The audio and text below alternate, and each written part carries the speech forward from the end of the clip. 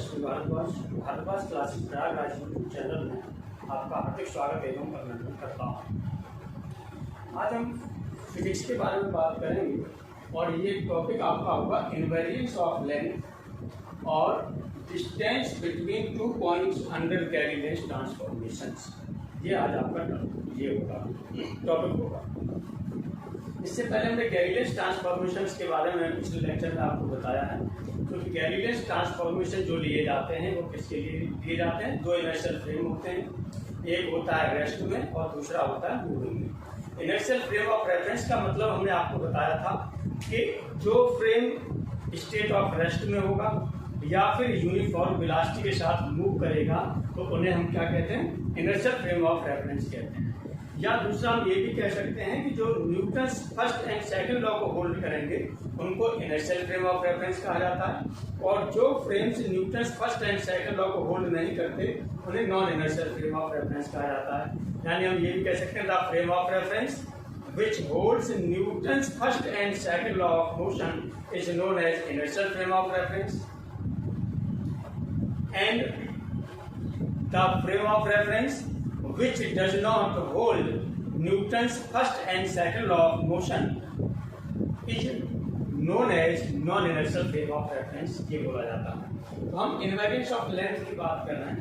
तो invariance of length में हम क्या करेंगे? हमारे पास दो इनर्शियल फ्रेम ऑफ रेफरेंस होंगे। चलिए, दो इनर्शियल फ्रेम ऑफ रेफरेंस हमने ले लिया, एक लेंगे एस और दूसरा ले लेंगे एस डैश। चलिए, ये हमने एक फ्रेम ले लिया, एक फ्रेम ये ले लिया, ये एस फ्रेम ले रहे हैं, एस फ्रेम ले रहे हैं। एस कैसा फ्रेम है? आपका स्टेशनरी फ्रेम। तो चलिए, ये एक्स एक्सिस ले लिया आपने, वाई एक्सिस ले लिया, जेड एक्सिस ले लिया, ये ऑरिजिन ले लिया। दूसरा फ्रेम इसी के ऊपर एस डैश रखा हुआ है, एस डैश दूसरा फ्रेम इसी पर रखा है, और S dash v uniform velocity के साथ में मूव कर रहा है। S dash v uniform velocity के साथ में, यूनिफॉर्म वेलोसिटी के साथ में या वेलोसिटी के साथ में एक्स डायरेक्शन में मूव करना शुरू करता है। तो ये after T time S dash कहाँ पहुंच जाता है? इस पोजीशन में आ जाता है। After T time S dash frame इस पोजीशन में आ जाता है जो आपने इस फिगर में दिखा दिया। चलिए, जेड डैश ओ डैश हो गया, ये है, और यहाँ पर आपने एक्स डैश लिख दिया। अब हम यहाँ पर जो बात कर रहे हैं वो किसकी बात कर रहे हैं? या तो डिस्टेंस बिटवीन 2 पॉइंट्स की बात कर रहे हैं या लेंथ ऑफ रॉड की बात कर रहे हैं। तो चलिए, हमने एक रॉड ले ली, ये एक रॉड हमने ले ली ए बी, एक रॉड हमने ले ली ए बी, ये रॉड ले ली। अब इस रॉड की जो एस फ्रेम है, इस एस फ्रेम में लेंथ हमने ले ली एल, और एस डैश फ्रेम में इसकी लेंथ हमने ले ली एल डैश। एस फ्रेम में लेंथ ले ली एल और एस डैश फ्रेम में ले ली हमने एल डैश। अब पॉइंट ए है, यानी जो इसका टर्मिनल ये है रॉड ए का एंड पॉइंट है, वो कौन कौन से एंड पॉइंट्स हैं? A and B. चलिए, तो ए के कोऑर्डिनेट हमने ले लिया एस फ्रेम में, ए के कोऑर्डिनेट एस फ्रेम में, ये हमने मान लिया ये है x1, y1, z1 और t से डिनोट कर दिया। क्योंकि जो टाइम ये ए रखा होगा एंड जो, यानी ये टर्मिनल ए है, जिस टाइम पर ये रखा होगा एस फ्रेम में उसी टाइम पर इसका बी टर्मिनल बी होगा। और इस पॉइंट का आपने दे दिया x2, y2, z2 और t, ये कोऑर्डिनेट ले लिए। ये किसमें? ए टर्मिनल के कोऑर्डिनेट x1, y1, z1 की एस फ्रेम में, और x2, y2, z2, t B terminal के कोऑर्डिनेट है, ये किसमें? एस फ्रेम में। अब इसके हमने एस डैश फ्रेम में कोऑर्डिनेट्स मान लें। ए के कोऑर्डिनेट्स आपने ले लिए x1 dash, y1 dash, z1 dash और t डैश। ये ए के कोऑर्डिनेट आपने ले लिए एस डैश फ्रेम में, और इसी तरह से x2 dash, y2 dash, z2 dash, t dash, ये कोऑर्डिनेट ले लिए आपने किसमें? बी टर्मिनल के कोऑर्डिनेट लिए हैं, ये किस फ्रेम में लिए? एस डैश फ्रेम में ले लिए। यानी एक आपके पास सिरा इसका ए है, दूसरा सिरा बी है, दोनों के कोऑर्डिनेट आपने मान लिए एस और एस डैश, दोनों फ्रेम्स ऑफ रेफरेंस में। अब हम यहाँ पर क्या फाइंड करना है? लेंथ फाइंड करनी है। तो लेंथ फाइंड करने के लिए कितनी होगी? यदि यहाँ से हम एल की बात करें तो एल इक्वल टू कितना होगा? दो बिंदुओं के बीच की दूरी क्या होती है? दो बिंदुओं के बीच की दूरी आप क्या लिखते थे? या 2 पॉइंट आपको दे दिए जाते हैं x1 y1 z1 x2 y2 z2। तो डिस्टेंस क्या होती है x2 माइनस x1 का whole square plus y2 minus y1 का whole square plus z2 minus z1 का होल स्क्वायर, और इस पूरे का हो जाता है अंडर रूट। ये हो जाता है। चलिए इसे लिख लेते हैं। ये हो जाएगा आपका x2 माइनस x1 का whole square plus y2 minus y1 का whole square plus z2 minus z1 का होल स्क्वायर। ये आपकी डिस्टेंस हो गई या लेंथ होगी रॉड की। अब इसी तरह से एस डैश फ्रेम में कितनी हो जाएगी, एस डैश इक्वल टू लिखेंगे तो ये कितना होगा, ये आपका होगा x2 dash minus x1 dash का whole square plus y2 dash minus y1 dash का whole square plus z2 dash minus z1 dash का होल स्क्वायर। ये आपका होता है। अब चलिए इसमें आगे हम लोग लेते हैं। हमने आपको क्या बताया था, हमने कहा था एक आपके पास रॉड है ए बी, ये किस में ली जा रही है, एक एस फ्रेम में और एक एस डैश फ्रेम में, दोनों फ्रेम में ये ली जा रही है। एस फ्रेम में जो कोऑर्डिनेट ए पॉइंट के मान लिए हैं वो आपने x1 y1 z1 t माने हैं, और बी पॉइंट के coordinate x2 y2 z2 t माने हैं। इसी तरह से एस डैश फ्रेम में ए पॉइंट के कोऑर्डिनेट आपने x1 dash y1 dash z1 dash t dash माने हैं, और बी पॉइंट के कोऑर्डिनेट एस फ्रेम में जो आपने माने x2 dash y2 dash z2 dash t dash माना है। ये पहले हम लोग लिख लेते हैं। चलिए नोट कर लेते हैं। तो हमने क्या लिया, let a rod A B, एक रॉड आपने ले ली A B, is taken into inertial frames of reference, into inertial frames of reference, frames of reference S and S dash, S और S dash ले लीजिए, in which जिनमें से in which S is stationary and S dash is moving.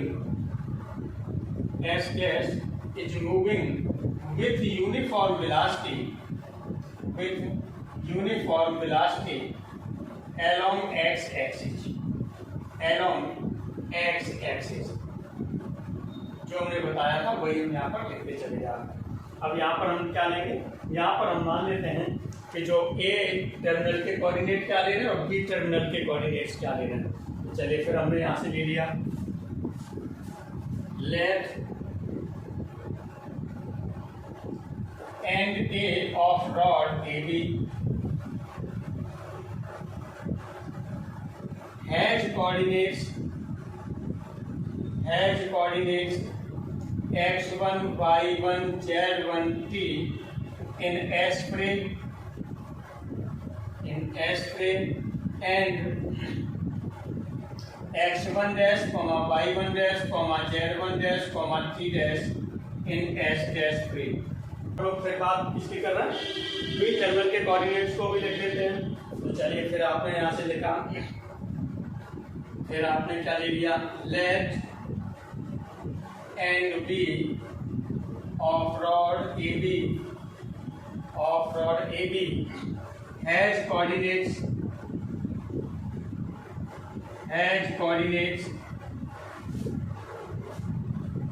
x2, y2, z2, t in S frame, and x2 dash y2 dash z2 dash t dash in S dash frame, in S dash frame। ये आपके S dash frame में coordinate है। State में आपका क्या था, S dash कहाँ पर था, S पर था। तो लिखेंगे in initial state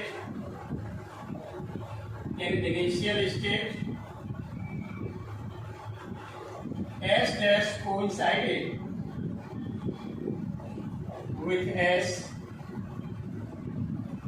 and the position of S dash and the position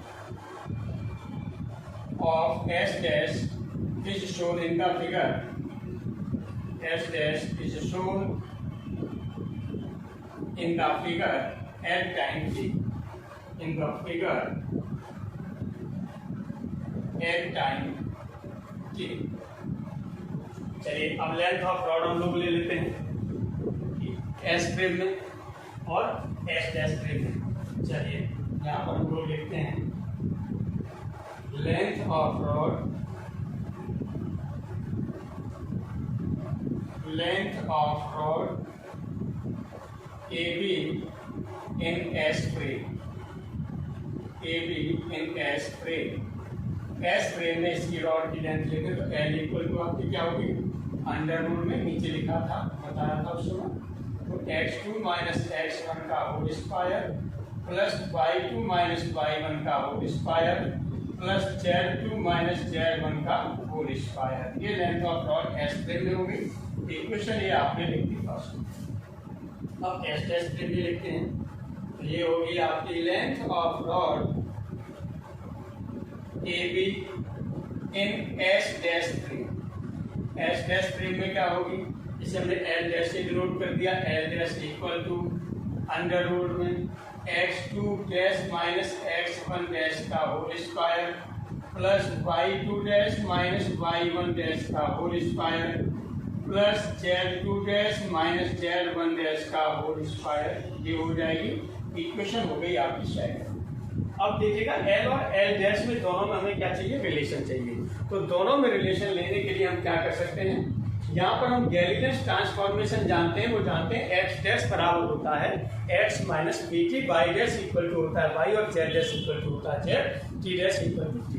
उसको हम क्या करें, यहाँ पर यूज करने लगा दें। तो चलिए लगा देते हैं। पहले लिख देते हैं हम लोग वी नो दैट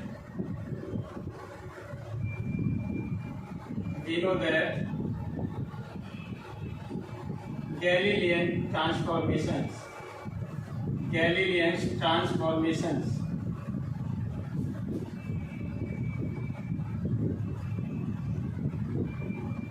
क्या क्या Galilean transformations होते हैं, x डैश इक्वल टू होता है x minus b t, y dash equal to होता है y, z dash equal to होता है z और t डैश इक्वल टू होता है t। अब यहाँ से हम क्या करेंगे, यहाँ से वैल्यू निकालते हैं। x1 डैश की वैल्यू क्या निकल के आएगी, x2 डैश की वैल्यू क्या निकल के आएगी। इन वैल्यूज को हम यहाँ से निकालते हैं और निकालने के बाद में काम इस इक्वेशन सेकंड में करते हैं। तो चलिए हम यहाँ से इन वैल्यूज को निकालेंगे और निकालने के बाद भी यहाँ पर क्या कर देते हैं, इसे पुट कर देते हैं। चलिए कर देते हैं। तो यहाँ से दैट इज यहाँ से क्या हो जाएगा, x1 डैश इक्वल टू होगा x1 माइनस बी टी और x2 डैश इक्वल टू होगा x2 minus b t, y2 dash equal to होगा y2 और y1 डैश इक्वल टू होगा y1 और z2 डैश इक्वल टू होगा z2 और z1 dash equal to होगा z1। ये वैल्यू हम कहाँ पुट करते हैं, इक्वेशन सेकंड में पुट करते हैं। Putting these values in equation second, putting these values in equation second में हम पुट करते हैं। चलिए एल डैश इक्वल टू क्या हो जाएगा, L dash equal to under root x2 dash की वैल्यू कितनी है, x2 माइनस बी टी लगा दिया आपने, तो ये हो जाएगा x2 माइनस बी टी हो गया। अब क्या यहाँ पर माइनस का साइन लगा दिया, माइनस के बाद क्या x1 डैश की वैल्यू आपकी कितनी है, x1 माइनस बी टी, ये x1 माइनस बी टी कर दिया। चलिए अब इसका हो गया होल स्क्वायर प्लस अब यहाँ पर क्या है आपका y2 डैश की वैल्यू कितनी है, y2, ये y2 कर दिया माइनस y1 डैश की वैल्यू कितनी है, y1, ये y1 कर दिया, इसका होल स्क्वायर हो गया। अब क्या है प्लस z2 डैश की वैल्यू कितनी है, z2 है, z2 आपने लिख दी माइनस लगा दिया z1 डैश की वैल्यू है z1, ये z1 कर दिया, इसका स्क्वायर हो गया। अब यहाँ से लिखेंगे तो l डैश इक्वल टू कितना हो गया, अंडर रूट में अब यहाँ से इसे ब्रेक कर दीजिए, ब्रेक करेंगे तो ये x2 माइनस dt, अब इस ब्रैकेट के आगे साइन स्क्वायर माइनस का तो अंदर के साइन चेंज हो जाएंगे, ये हो जाएगा माइनस x1 और प्लस हो जाएगा dt, और इसका हो गया whole square plus y2 minus y1 इसका होल स्क्वायर हो गया, प्लस z2 माइनस z1 इसका भी क्या हो गया, होल स्क्वायर हो गया। अब देखिए माइनस dt है, ये प्लस dt है, कैंसिल हो गया। इस तरह से L डैश इक्वल टू जो ये बचा आपके पास में क्या बचा, ये हो गया x2 माइनस x1 का whole square plus y2 minus y1 का whole square plus z2 minus z1 का होल स्क्वायर, ये हो गया। अब यहाँ पर आप देखेंगे कि जो L डैश की वैल्यू ये मिल रही है किसके इक्वल है, इक्वेशन फर्स्ट पर जाइए। इक्वेशन फर्स्ट आपकी क्या है, इक्वेशन फर्स्ट में है आपका L equal to under root x2 minus x1 का whole square plus y2 minus y1 का whole square plus z2 minus z1 का होल स्क्वायर, ये है, यानी यही वैल्यू है। इक्वेशन फर्स्ट देखेंगे तो इस तरह से ये देखे जाएंगे, L डैश इक्वल टू होगा L, और यहाँ पर आपने लिख दिया फ्रॉम इक्वेशन फर्स्ट, यानी फर्स्ट इक्वेशन से आपने इसे यूज किया। अब आप देख रहे हैं कि जो लेंथ ऑफ रॉड है वो दोनों फ्रेम में, चाहे एस फ्रेम हो चाहे एस डैश फ्रेम हो, या आप कह सकते हैं चाहे रेस्ट में हो फ्रेम, चाहे यूनिफॉर्म वेलोसिटी के साथ मूव कर रही हो, दोनों में जो लेंथ है वो कैसी है, इक्वल है। इस तरह से हम कह सकते हैं कि लेंथ ऑफ रॉड क्या होती है, इनवेरिएंट होती है। Length of rod invariant in two inertial frames of reference. तो चलिए यहाँ पर हम लोग लिख सकते हैं hence length of rod invariant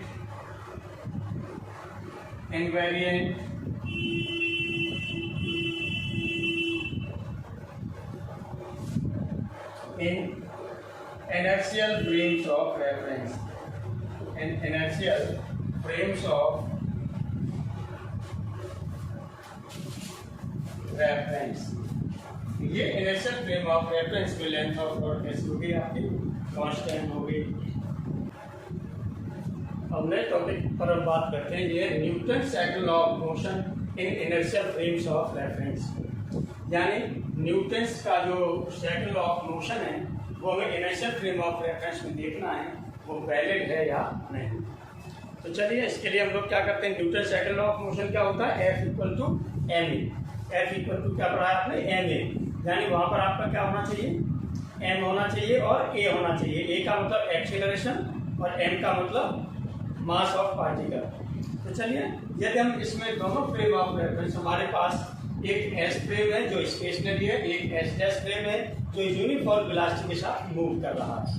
अब इसमें हमने एक पार्टिकल ले लिया, वो ये पार्टिकल ले लिया p, ये पार्टिकल हमने ले लिया p और इसका मास हमने ले लिया स्मॉल m।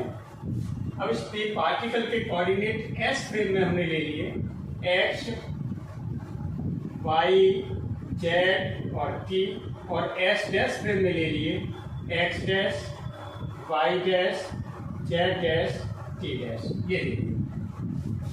अब हम जानते हैं यहाँ पर कि जो गैलीलियन ट्रांसफॉर्मेशन होते हैं वो इन दोनों कोऑर्डिनेट्स को एक दूसरे से क्या करेंगे, रिलेट करेंगे, यानी x dash equal to x minus bt, y dash equal to y, z dash equal to z and t dash equal to t, ये देते हैं। लेकिन हमें चाहिए क्या, हमें चाहिए एक्सेलरेशन। एक्सेलरेशन कब मिलता है, the time rate of change of velocity is known as acceleration, यानी हमें टाइम रेट लेना है वेलोसिटी का। इसका मतलब पहले हमें वेलोसिटी फाइंड आउट करनी होगी, और वेलोसिटी हमें कहाँ से मिलती है, displacement upon time, displacement upon time. और डिस्प्लेसमेंट के लिए हमारे पास क्या है, जब इस तरह की सिचुएशन दी है तो डिस्प्लेसमेंट के लिए हमारे पास है गैलीलियन ट्रांसफॉर्मेशंस। डिस्प्लेसमेंट के लिए हमारे पास क्या है, गैलीलियन ट्रांसफॉर्मेशंस। तो वही गैलीलियन ट्रांसफॉर्मेशंस को हम लिखेंगे और फिर आगे बढ़ेंगे। तो चलिए पहले फिर यही आप लिख लेंगे जो आप करेंगे इसमें है। तो आप क्या लिखेंगे, let a particle P of mass small m mass का कोई आपके पास पार्टिकल है P, इज टेकन, ये आपका लिया जाता है, is taken into inertial frames of reference, into inertial frames of reference, inertial frames of reference S and S dash, एक S dash है दूसरा S है, in which जिनमें से S is stationary, S is stationary and S dash is moving, and S dash is moving with uniform velocity, with uniform velocity, या uniform velocity को कुछ लोग वेलोसिटी भी बोलते हैं, कोर्स भी लिख लीजिए वेलोसिटी, स्पेलिंग वही रहेगी, कुछ लोग वेलोसिटी बोल देते हैं, कुछ लोग वेलोसिटी बोल देते हैं। ये भी किस डायरेक्शन में, along x axis, along x axis, x axis के अलोंग ये आपने लिख दिया। अब स्प्री पार्टिकल के जो आपके कोऑर्डिनेट हैं, स्प्री पार्टिकल के कोऑर्डिनेट भी लिख दीजिए। फिर आपने यहाँ से लिख दिया let T having coordinates, T having coordinates x, y, z, t in S frame and x dash, y dash, z dash, t dash in S dash frame।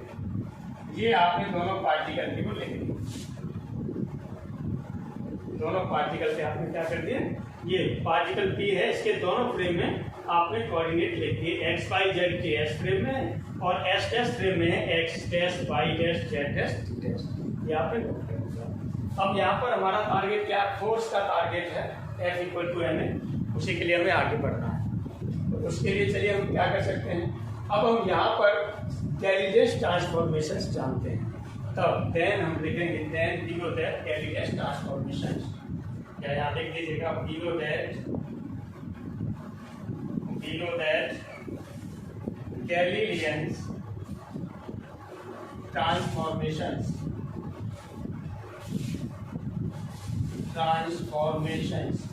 गैलीलियंस transformations आप जानते हैं कि एक्स डैश इक्वल टू होता है x minus b T, ये first ले लिया आपने, वाई डैश इक्वल टू होता है वाई, ये सेकंड ले लिया, जेड डैश इक्वल टू होता है जेड, ये थर्ड ले लिया, और टी डैश इक्वल टू होता है टी, आपने ले लिया फोर्थ। अब यहाँ पर क्या करना है आपको डिस्प्लेसमेंट चाहिए। अब आप देखेंगे कि जो मोशन थी एस डैश फ्रेम की वो किस डायरेक्शन में, एक्स डायरेक्शन में है, वाई डायरेक्शन और जेड डायरेक्शन में तो कोई मोशन है नहीं, इसलिए वहाँ डिस्प्लेसमेंट आपका क्या मिलेगा, कोई डिस्प्लेसमेंट उसमें, या आप कह सकते हैं कि डायरेक्शन में जो डिस्प्लेसमेंट होगा वो क्या होगा, जीरो होगा। लेकिन इसका एक्स डायरेक्शन में है, इसलिए एक्स डायरेक्शन में आपको क्या होगा, डिस्प्लेसमेंट मिलेगा। इसी डिस्प्लेसमेंट के लिए आप क्या करेंगे, इक्वेशन फर्स्ट को डिवाइड कर देंगे किससे, टी से, तो इक्वेशन इसे टी से डिवाइड कर दीजिए। तो चलिए डिवाइड कर देते हैं यहाँ पर हम, तो हमने यहाँ पर लिख दिया dividing first by T, T से आपने डिवाइड कर दिया, टी से डिवाइड करेंगे तो ये हो जाएगा आपका x dash upon t equal to x upon t और हो गया माइनस टी। अब एक्स डैश अपॉन टी है, यहाँ पर देखिएगा हमने बताया था कैलिडेस ट्रांसफॉर्मेशन जब पढ़ा रहे थे तो एक साइड में एस डैश फ्रेम के कोऑर्डिनेट्स ले लीजिए और दूसरे साइड में एस फ्रेम के कोऑर्डिनेट ले लीजिए। तो यहाँ पर देखेंगे कि यहाँ पे एस के कोऑर्डिनेट आ रहे हैं, यदि यहाँ पर टी की जगह टी डैश होता तो हमारा क्या हो जाता है, ये पूरा एस डैश फ्रेम में कन्वर्ट हो जाता। तो अब हम जानते हैं कि इक्वेशन 4 से जानते हैं कि टी की वैल्यू टी डैश के इक्वल है, तो इसी को यहाँ पर हम लगाने के बाद फिर आराम से इसे लिख सकते हैं। क्या लिख सकते हैं, वेलोसिटी के फॉर्म में से लिखा जा सकता है। तो चलिए यहाँ पर हमने ले लिया x dash upon t dash equal to x upon t minus हो गया आपके पास v, और यहाँ पर आपने लिख दिया फ्रॉम इक्वेशन 4। इक्वेशन 4 को आपने इसमें क्या कर दिया, यूज कर दिया। अब ये किसके इक्वल है, वेलोसिटी के इक्वल है। तो चलिए आप यहाँ पर लिखेंगे कि x dash t dash, x dash upon t dash किसके बराबर होगा, यू डैश के बराबर होगा। ये आपने लिख दिया u dash equal to x upon t, क्या लिख दिया, यू लिख दिया माइनस लिख दिया वी, इस तरह से देखिएगा, ये इक्वेशन अगली आपकी आ गई, ये इक्वेशन हो गई आपकी 5। अब यहाँ पर लिख दीजिएगा ये क्या क्या है, वेयर यहाँ पर क्या है आपका ये x dash upon t dash, x dash upon t dash क्या है, यू डैश है, यू डैश क्या है, ये वेलोसिटी है, किसकी वेलोसिटी है, पार्टिकल पी की ऑफ के कहाँ पर है, in S dash frame, in S dash frame, S dash frame में है ये। चलिए ये आपने लिख दिया। अब इसके बाद में क्या है, x अपॉन टी है, ये x अपॉन टी क्या है, x अपॉन टी है, x अपॉन टी क्या है, u है, u क्या है, ये भी वेलोसिटी है, किसकी है, p में, किसमें, इन s फ्रेम में, ये s फ्रेम में है। इस तरह से हम देखते हैं कि यहाँ पर जो वेलोसिटी होती है पार्टिकल की, जो पार्टिकल p है उसकी वेलोसिटी s डैश फ्रेम में u डैश है और s फ्रेम में u है, लेकिन इन दोनों की वैल्यूज अलग अलग हैं। u डैश की वैल्यू क्या है, u से छोटी है, u की वैल्यू बड़ी लग रही है यहाँ से। तो इस तरह से यदि आप इसे और आगे बढ़ा के लिखेंगे तो यहाँ पर क्या लिख देंगे, velocity is variant in inertial frames of reference, velocity is variant in inertial frames of reference। तो चलिए, hence velocity is variant in inertial frames of reference, in inertial frames of reference. Inertial frame of reference में जो velocity होती है वो कैसी होती है, वेरिएंट होती है, यानी एस फ्रेम में वेलोसिटी दूसरी है और एस डैश में दूसरी है, यानी यू और यू डैश दोनों इक्वल नहीं। अब हमें फाइंड आउट क्या करना था, हमें फाइंड आउट करना है फोर्स। हमें क्या मिलती है, वेलोसिटी। यदि इस वेलोसिटी में हम क्या करें, चेंज हम निकालें, रेट ऑफ चेंज ऑफ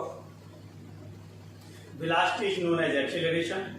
तो यहाँ से एक्सीलरेशन निकालने के लिए हम वेलोसिटी को क्या करें, यानी जो इक्वेशन 5 है उसे t के रेस्पेक्ट में डिफरेंशिएट करना है। तो चलिए डिफरेंशिएट कर देते हैं, या यहाँ पर हम लोग लिख देते हैं फॉर एक्सीलरेशन,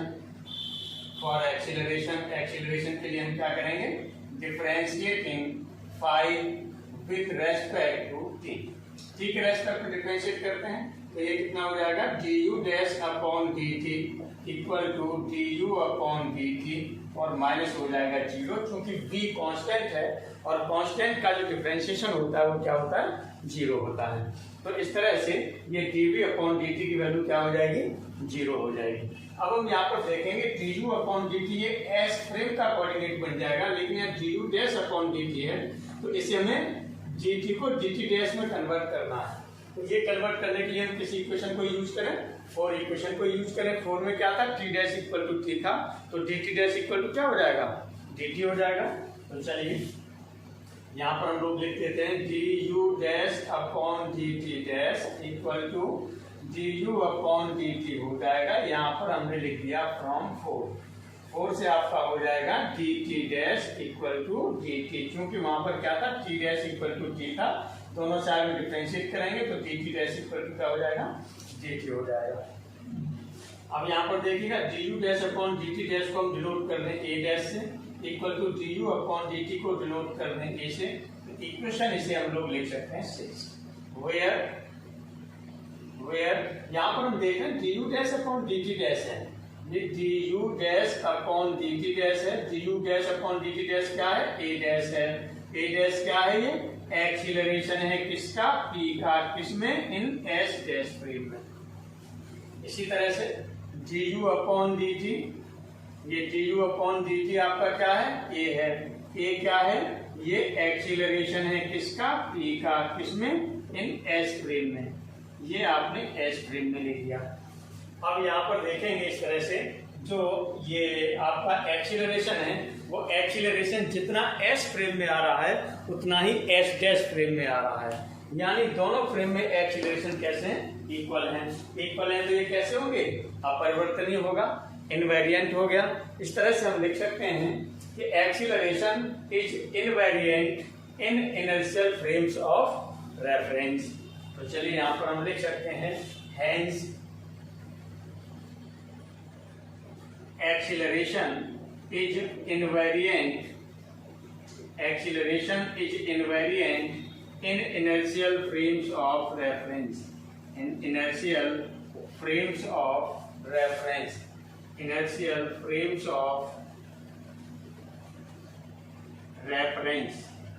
ये आपने लिख दिया। और हमारा टारगेट क्या था? फोर्स निकालना। फोर्स के लिए हमें क्या करना पड़ेगा? जो इक्वेशन 6 है इसमें हम मास से मल्टीप्लाई करते हैं। भाई पार्टिकल का जो मास है m, उससे हम क्या करें? मल्टीप्लाई कर दें, तो हमें क्या मिल जाएगा? फोर्स मिल जाएगा। तो चलिए यहाँ पर हम लोग लिख देते हैं मल्टीप्लाइंग 6। ये 6 इक्वेशन का मल्टीप्लाइंग कर रहे हैं किसके द्वारा? बाई m के द्वारा, यानी मास के द्वारा। तो ये हो जाएगा आपका ma' इक्वल टू ma हो जाएगा ma', इसे हम किससे डिनोट कर दें? f' से। ma किससे डिनोट हो गया? f से डिनोट हो गया। इक्वेशन हो गई 7। वेयर, यहाँ पर देखिएगा वेयर ये ma' क्या है? ये f' है। f' क्या है? फोर्स है। फोर्स है किस पर है? ऑन p पर। किसमें? इन s' फ्रेम में। इसी तरह से f ये आपका ma है। ma क्या है? ma ये f है। f क्या है? ये फोर्स है। किस पर है? p पर। किसमें? s फ्रेम में। इस तरह से देखते हैं तो फोर्स दोनों में कैसा रहता है? सेम रहता है। फोर्स पार्टिकल पर दोनों फ्रेम में कैसा है? इक्वल है, यानी सेम है। तो इस तरह से हम कह सकते हैं कि जो फोर्स है वो हमारा क्या है? ये भी इनवेरिएंट है, और फोर्स से हमें फाइंड करना था। तो इस तरह से हम कह सकते हैं कि force is invariant in inertial frames of reference.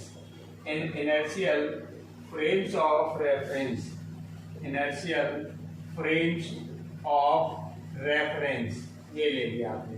अब जब फोर्स सेम है तो इसका मतलब क्या हो जाएगा? Newton second law of motion is valid in inertial frames of reference.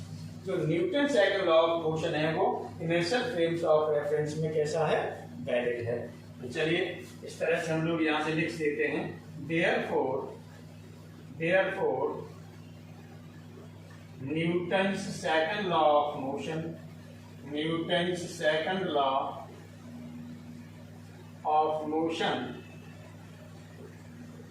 motion is valid in inertial frames of reference.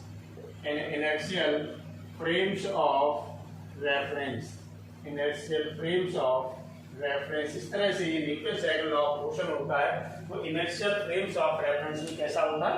Valid होता है।